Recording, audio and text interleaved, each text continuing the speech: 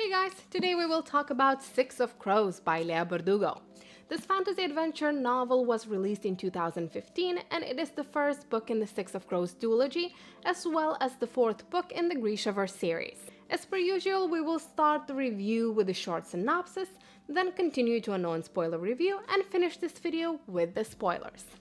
If you haven't read this book yet, then do not worry, I will make sure to let you know when the spoilers begin. To watch this review, you do not have to be familiar with the Shadow and Bone trilogy, and just in case after reading Six of Crows you will want to go back and read the original trilogy, I will make sure to do my best to avoid the spoilers concerning Shadow and Bone. However, if you're interested in Grishaverse, you are more than welcome to check out my reviews of the Shadow and Bone.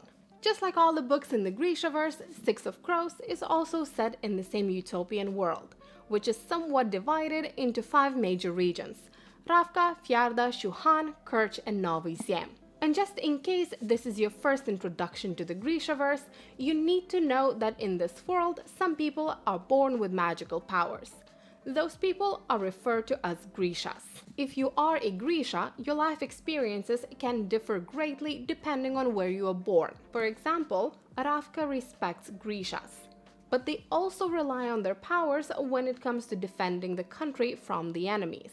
Fjarda, on the other hand, has declared all Grishas to be witches, demonic abominations that need to be eradicated from the world. They have even created a special rank of holy soldiers called Druskella, whose job is to hunt Grisha and bring them to Fjarda for trial, which more often than not ends up with Grisha just being executed for the crime of being Grisha. Most of our story in Crow's duology is set in Kerch, and while Kerch doesn't have as strong of a stand on Grisha as Ravka or Fjarda does, wealthy Kerch merchants are also known to employ Grisha under incredibly unfavorable conditions. The Six of Crow duology, especially the first book, does not concentrate on Grisha and their powers nearly as much as Shadow and Bone trilogy did. However, understanding the said things will definitely make it easier for you to understand the storyline as well. And so, welcome to my crash course, Grisha Powers 101. There are 3 traditional Grisha orders: Corporalki, Etherealki, and Materialki. Corporalki is known as the Order of the Living and Dead. They are divided into Heartrenders, who use their powers in order to damage enemies' internal organs; Healers, who are, as the name suggests, able to use their power for healing purposes; and Tailors, who are most capable of using their powers in order to alter their own or someone else's appearance. Then we have Etherealki, known as the Order of Summoners, who are able to manipulate natural elements. This order is divided into 3 subcategories: Squallers, Grisha who can manipulate air; Inferni, who can manipulate fire; and Tidemakers, who can manipulate water. And lastly, we have Materialki, whose powers work best on man-made materials, such as metal, glass, textile, or chemicals. Materialki are divided into 2 categories, Durast and Alchemy. But since their work is heavily intertwined, often both subcategories are just referred to as fabricators. Alright, so now that we got the general information out of the way, we can proceed talking about the Six of Crows. The book is written from the POVs of 5 characters. Cosbreaker, a master thief that is known to be able to get any job done for the right price; Ine Gaffa, a Suli girl born in family of traveling performers. Ine is a close ally of Kaz and is considered to be a best spy in Ketadam. Nina Zenik, a powerful Heartrender Grisha, a former soldier of the Ravkan Second Army. Jasper Fahey, a Zemanai sharpshooter. Jasper came to Ketadam to study, yet fell in love with gambling, which landed him into a great amount of debt, which he currently pays back working with Kaz. And Matthias Helvar, a former Druskella from Fjarda. Our adventure begins when Cosbreaker is being hired to perform a heist. He and his team need to break out a powerful Grisha scientist from captivity. Said Grisha invented a drug called Yurda Parem, a drug that drastically increases Grisha power, yet is highly addictive, and every time Grisha takes it, it results in their death. So as you can imagine, a lot of people want to get their hands on the scientist and are willing to pay generously for it. However, the scientist is being held in the most secure prison in the heart of Yarda, and breaking into it is clearly a suicide mission. Six of Crows was the first book by Leigh Bardugo and the Grishaverse that I have personally read. I picked this book up not knowing that the Shadow and Bone trilogy precedes it, and I am not going to lie, I found it rather difficult to read at first. Yes, the author's way of telling the story is incredibly smooth, and you're instantly thrown into a chain of events that pique your interest. However, as a person who has never read any of the books set in Grishaverse, I had to concentrate incredibly hard just to keep up with this completely new world. And those characters that Leigh Bardugo expects us to root for are just despicable, and violent, and rude, and selfish, and then I fell in love. I fell in love with the complexity of these six anti-heroes. Leigh Bardugo has a talent to paint such a vivid picture that explains everyone's motivations without excusing anyone's behavior. Kaz is not just a greedy criminal who doesn't value human life. He is also incredibly smart, resourceful, and beyond loyal to Inej. Matthias and Nina are not just some brainless soldiers, but someone genuinely torn between what they thought was the right thing to do and what they believe is the right thing to do. Jesper, besides being a gambling addict obsessed with guns, is also funny and friendly and loving. And don't even get me started on Inej. That woman needs a monument built for her bravery, kindness, and loyalty. While reading this book, I've also fallen in love with the lack of the romance in the story. Yes, we do have Nina and Matthias, and yes, we somewhat do have Kaz and Inej. And don't get me wrong, the affection they all have for one another feels so raw and genuine. Yet the book doesn't fall into the same traps as the many other books of similar genre do. Just taking my favorite couple, Kaz and Inej, as an example. During the whole book, we do not get a single explicit moment where they would openly profess their feelings for one another. And yet, not for a second, you as the reader doubt their affection. Kaz has blind trust when it comes to Inej. He admires her personal qualities and is always there to encourage her to reach for her full potential. And Inej doesn't fall in the trap of this man just needs the love of a good woman to be fixed. She respects his boundaries, even if she doesn't fully understand them. She gives him space instead of pushing him to change. It is a perfect slow burn romance. Lastly, I did appreciate the way Leigh Bardugo took me on this roller coaster. Even though the book deals with some very serious and adult topics, such as poverty, slavery, and genocide, it doesn't really linger on it. It incorporates these topics, while also it kinda just takes you on an adventure, where you never know what is going to happen, but you always trust that these lovable criminals will have a creative solution to get out of the trouble. Even though Six of Crows is set in the same universe as The Shadow and Bone, it is a very different read in my personal opinion. So if you hated Shadow and Bone, you should still give this book a try. Six of Crows is so much better, so much bolder. It is clearly written with the older young adult audience in mind. It goes away from the young adult tropes and instead it gives us a set of interesting, realistic characters whom you can't help but fall in love with. And if you loved Shadow and Bone, then Six of Crows is a wonderful continuation of the Grishaverse. You should not doubt about giving it a try. For me personally, Crows is one of the best young adult adventure novels I have read up to date. And on this note, we will start getting into spoiler territory. So if you haven't read the book yet, now it's the time to click off the video and go read it.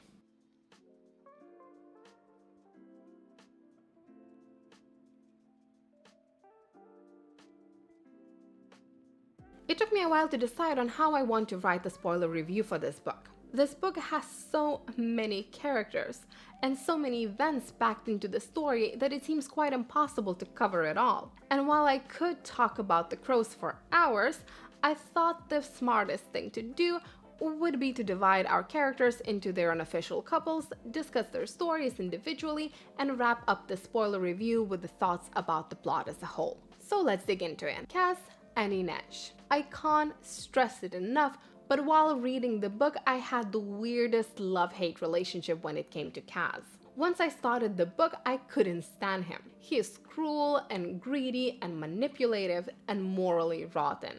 And he grew to be one of my favorite characters of the whole Grishaverse.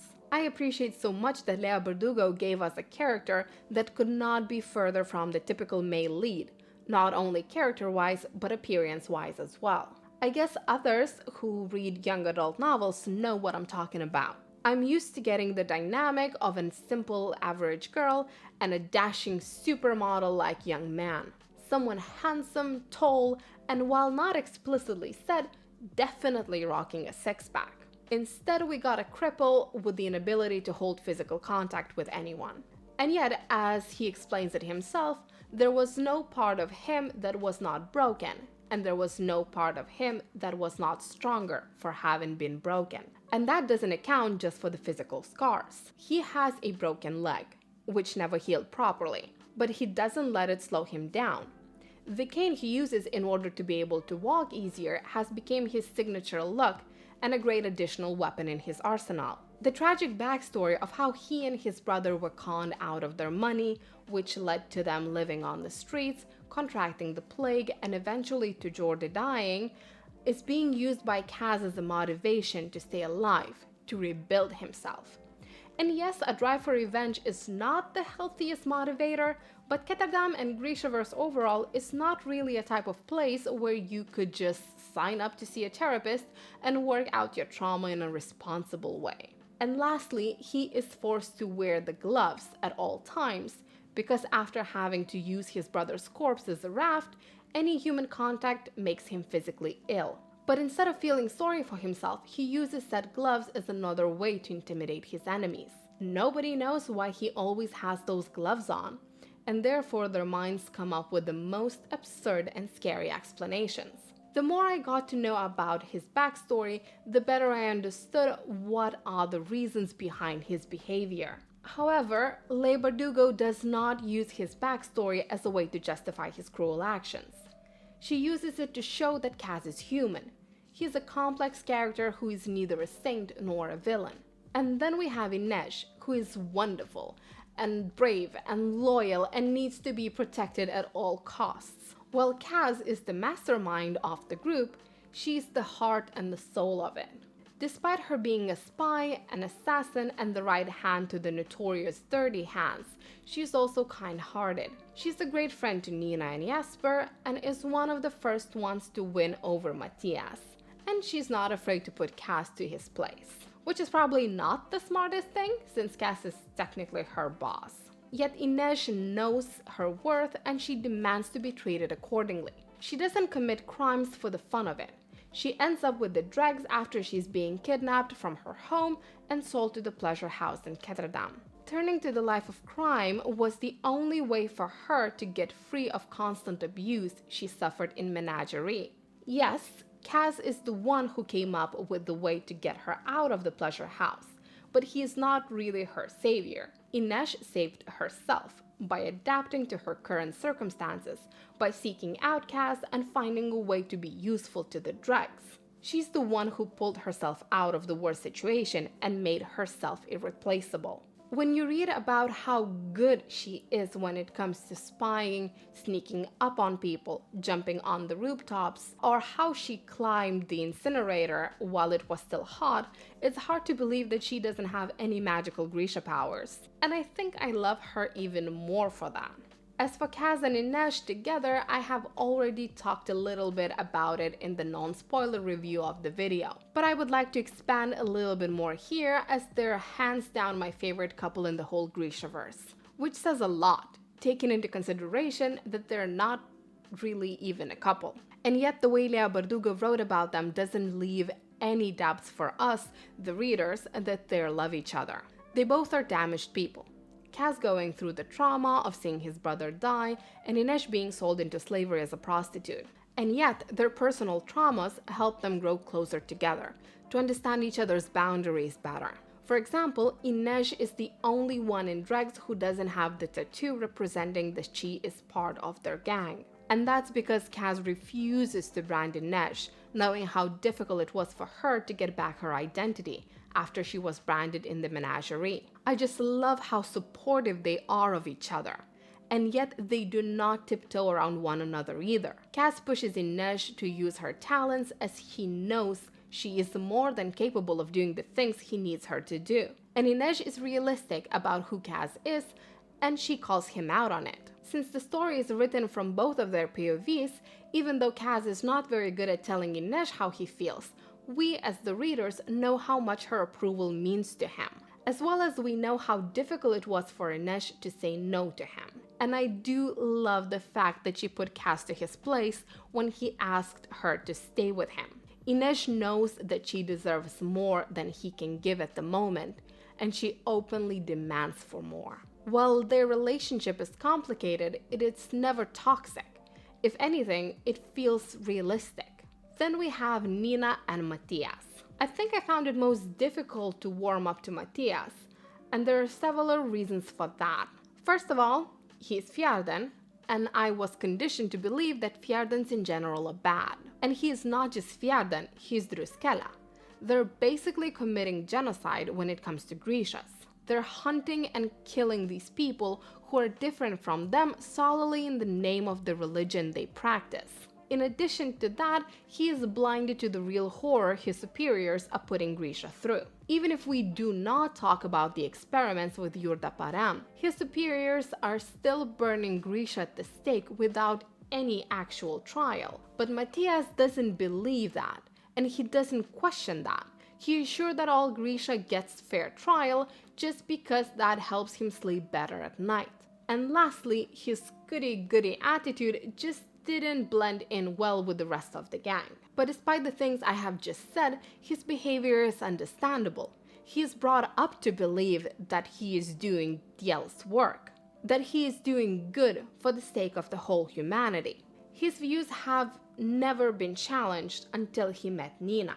And from the flashbacks, we see him growing closer to Nina, just to be betrayed by her, thrown into Hellgate, and when freed, to be blackmailed to go against his own country. And Nina is not that different from Matthias when you think about it. Yes, she is much more charming and easygoing, and therefore she is much easier for us readers to fall in love with. But she is also stubborn when it comes to things she believes in, and she finds it difficult when her beliefs are being challenged. She is also hot-headed, and her insubordination is the reason why she gets captured by Druskella in the first place. However, I do have to admire how loyal she is to her principles. While it's obvious that she and Matthias grew closer together, they still were not real friends or lovers by the time she had to betray him. And yet she still followed him to Ketterdam and refused to leave the town until Matthias was out of prison. She could have easily just turned around and gone back to Ravka. She would have been met with open arms. After all, she just escaped a group of Druskella and even managed to get one of them arrested. But no, she understood that what she did was uncalled for, and she tried to rectify the situation to the best of her abilities. And just a side note, it is nice to read about a heroine who is not model thin, yet who is blessed with incredible self-confidence.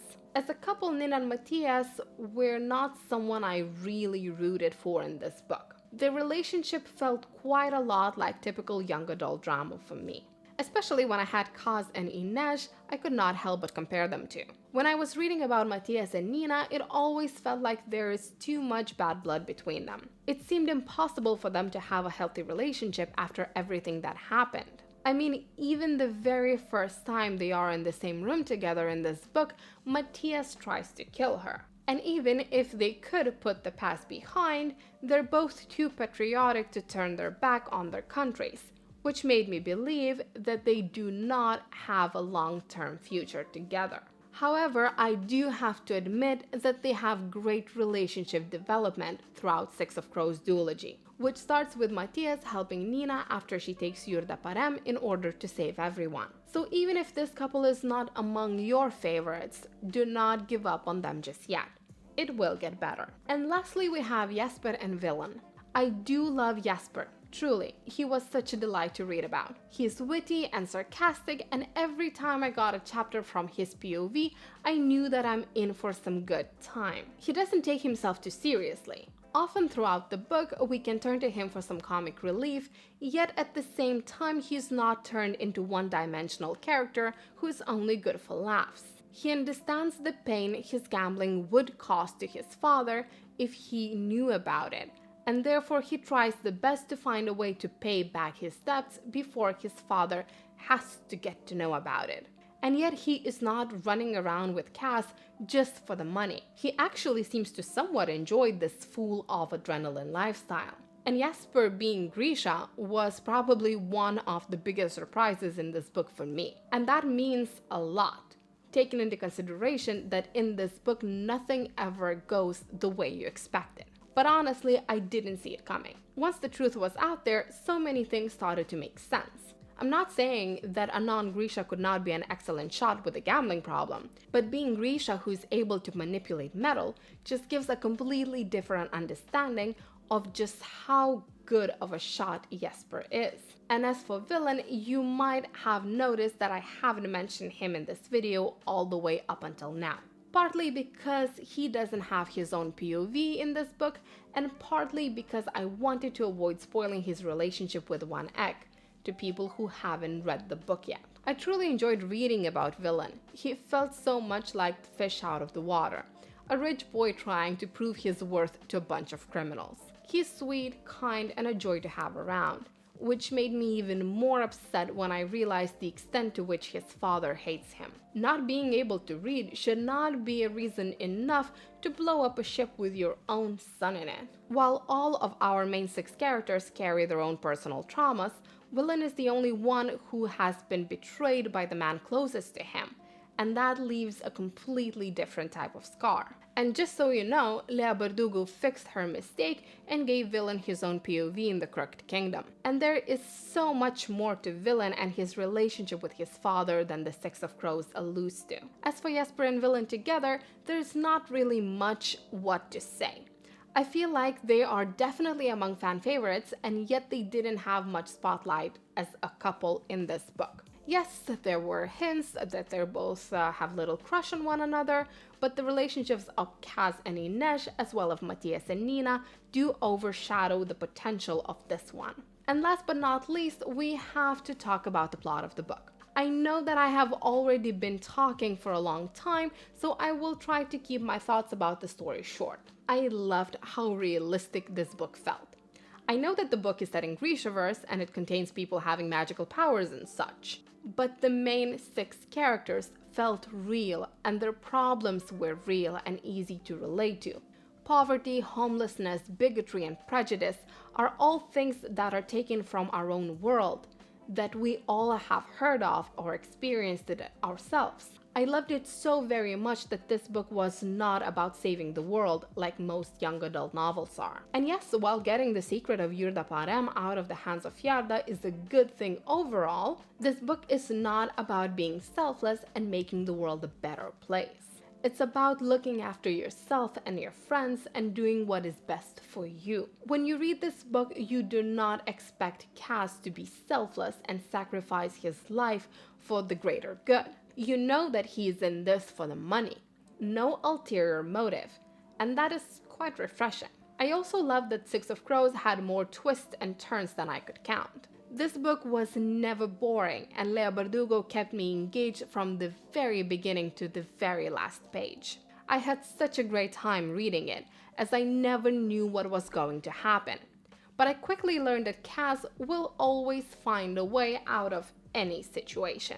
And all of that epic adventure of breaking out Matthias out of Hellgate, having to prepare a decoy ship, Inej almost dying even before the trip to Fjarda starts, the ups and downs of their mission in the Ice Court, Nina being discovered by Jarl Brum, then sacrificing herself and taking the drug in order to save her friends. They went through all of that just to not get paid in the end. As soon as I finished the book, I knew that I will not be able to relax until I will learn how they got out of this situation. As I have said before, Six of Crows duology is some of the best young adult novels I have ever read, and I'm sure as hell that I will reread it multiple times as the time goes by. But that's just my opinion. What about yours?